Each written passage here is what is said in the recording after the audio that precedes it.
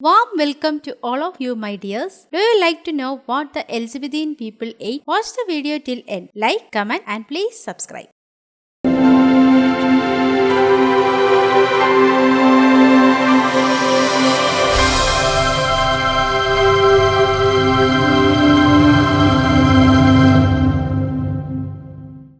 England was exposed to new foods and developed new tastes during Elizabethan era. England's food supply was plentiful throughout most of the reign. There were no famines. Many rural folk and some town people made a small garden which produced vegetables like cucumbers, spinach, lettuce, beans, cabbage, carrots, along with medicinal and flavoring herbs. Some grew their own apricots, grapes, berries, apples, pears, plums, and cherries. Families without a garden could trade with their neighbors to obtain vegetables and fruits at low cost. The typical poor farmer sold his best products on the market and keeping the cheap food for the family. In towns, the price of staples was fixed by law. The poor consumed a diet largely of bread, cheese, milk and beer, with small portions of meat, fish and vegetables, and occasionally some fruits. Both the poor and rich classes ate bread, but not the same type. Wealthy people usually ate a refined white wheat bread called manchet, while the poor more likely to eat black or brown breads made from rye or barley. During hard times, the size of the loaf of bread sold by the baker was smaller.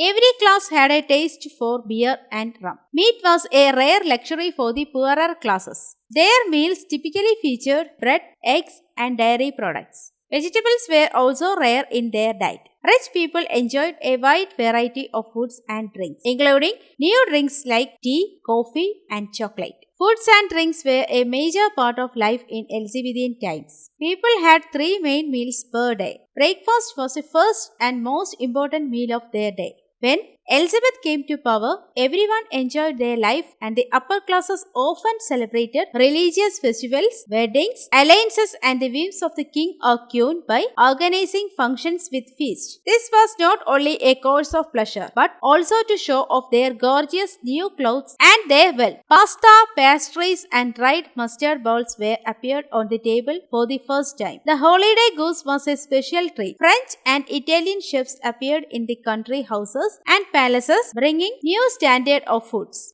English people developed a taste for acidic foods such as oranges for the upper class and started to use vinegar heavily. The apricot was a special treat at fancy banquets. Milk was often consumed. At social gatherings, large quantities of meat such as deer meat, beef, mutton, pork, chicken and rabbits were served. Meat was usually preserved in salt to last throughout the winter. The taste of old or spoiled meat was covered up with spices imported from Asia.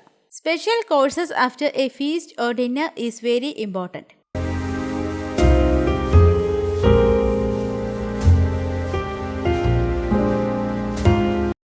In a special room or outdoor, there is a central table. It would include wafers, confits of sugar sponge, spices, jellies, candied fruits, and spiced nuts. These would be eaten while standing and drinking warm, spiced wines to increase digestion. Sugar was often considered medicinal and used heavily in such things. The people at that time had distinct table manners. Many new food items came at that time and people know creative ideas to prepare and preserve them. Potatoes were just arriving at the end of this period and became increasingly important. These foods glorified their day-to-day life.